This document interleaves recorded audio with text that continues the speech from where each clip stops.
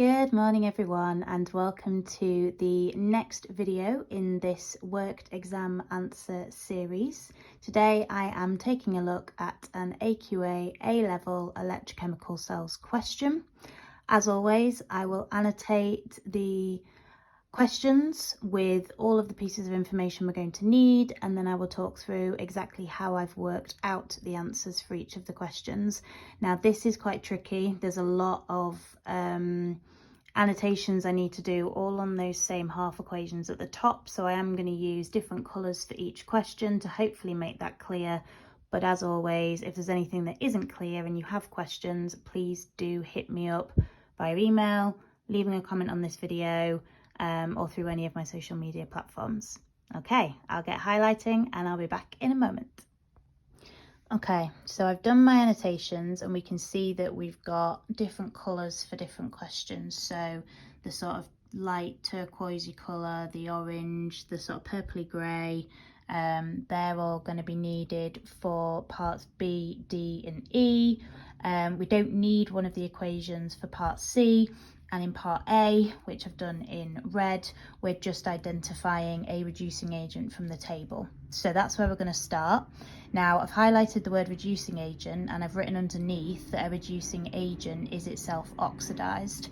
And that really helps me because if I know that a reducing agent is itself oxidized and we're looking for the most powerful reducing agent, we're looking for the species in the table that wants to undergo oxidation more than anything else.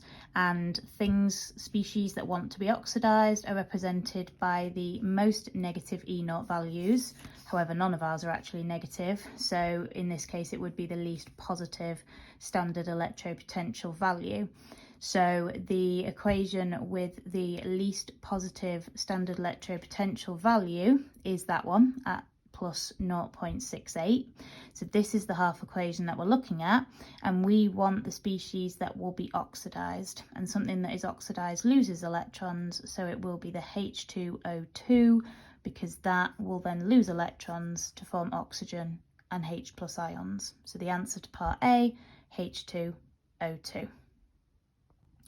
In part B, we have to use data from the table to explain why chlorine should undergo a redox reaction with water, and we have to write an equation for this reaction.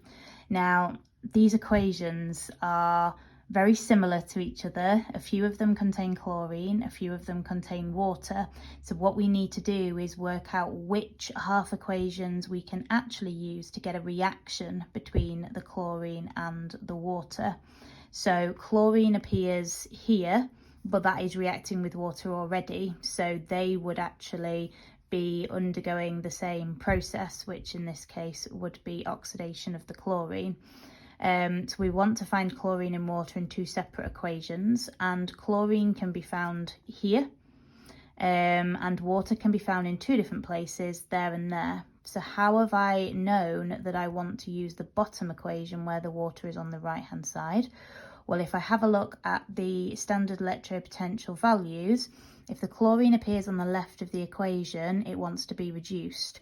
And substances that want to be reduced need to have more positive standard electropotential values, whereas, as we've already said, if they want to undergo oxidation, then they would have less positive or more negative standard electropotential values. If we therefore use this one, where the water is on the right and thus would be being oxidized, and it had a standard electropotential value that was more positive than the top equation, what would actually happen there is the middle equation would actually undergo the reduction and we'd get oxidation of the chloride ions, which isn't what we want at all. So instead, we need to use the bottom half equation where the standard electropotential is plus 1.23 volts. That would suggest, as the value is less positive than the top equation, that the water will be oxidized here, which is why I've drawn this little arrow going from right to left. And in that case, the chlorine will be reduced and that equation will move from left to right. In terms of explaining that, I'll show you how I'll do it, but we need to basically compare these E0 values, and then when writing an equation, we're going to have to combine these together. Now, because we've got 2 electrons being gained by the chlorine molecule, but 4 electrons being lost by the water, we're going to need to balance that out.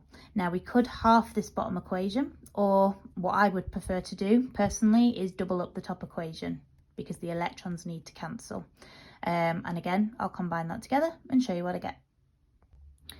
So this is the standard way mark schemes would explain that the standard electropotential value for the chlorine half equation is more positive than it is for this bottom half equation where oxygen becomes water. So they write the standard electropotential value brackets for the Cl2 to Cl minus half cell is greater than the standard electropotential for the half cell where oxygen turns into water.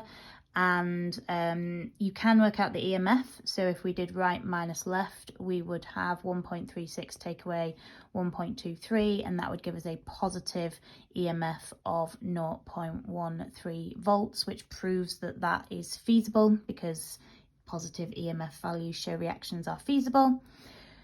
That half equation is then the one we have to multiply by 2 to get the electrons to balance, and then I've just added everything from the left of both equations. Now remember, because your oxidation half equation is going from right to left, when we combine them it's the chlorine that you're combining with the water.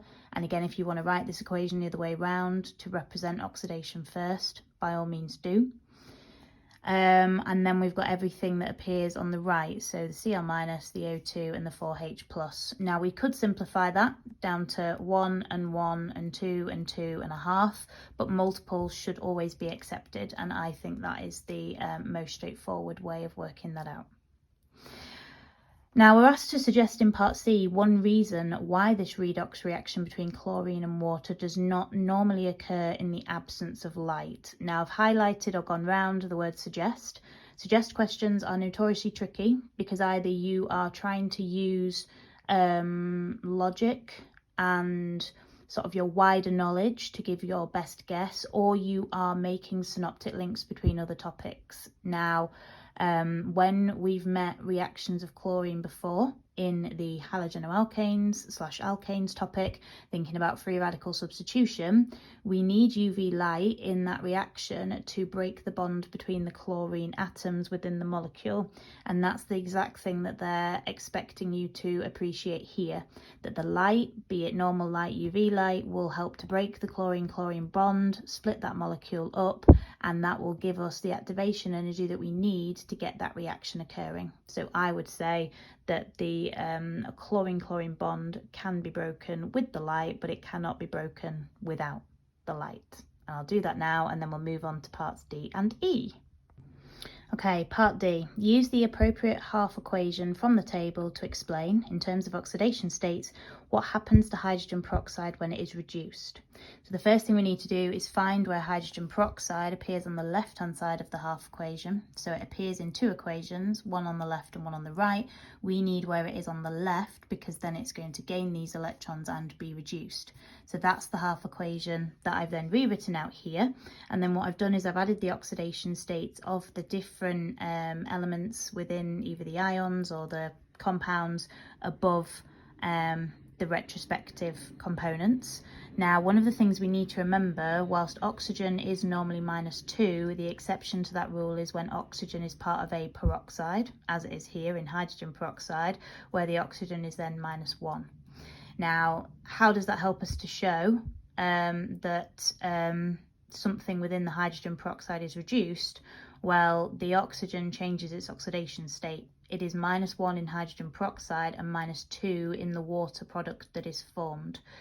When we have a decrease in oxidation state, that shows reduction has occurred. The hydrogen's oxidation state doesn't change, so it can't be to do with that. The only other element is oxygen, which has decreased its oxidation state from -1 to -2. So that's how we're showing that the hydrogen peroxide has been reduced. And finally, part E, use data from the table to explain why one molecule of hydrogen peroxide can oxidize another molecule of hydrogen peroxide, and we have to write an equation for the redox reaction that occurs. So we need hydrogen peroxide on both sides of our half equation, which we have in that third half equation and the one underneath it. So the fourth half equation, we've got our H2O2 on the left there, which will undergo reduction, and our H2O2 on the right here, which will then undergo oxidation. Having a look at those numbers, that makes sense because the third equation down has a standard electropotential value of plus 1.77, which is more positive than the plus 0.68 for the half equation underneath. In the top of those two equations, the hydrogen peroxide will therefore be reduced. So I've got my purpley arrow pointing to the right.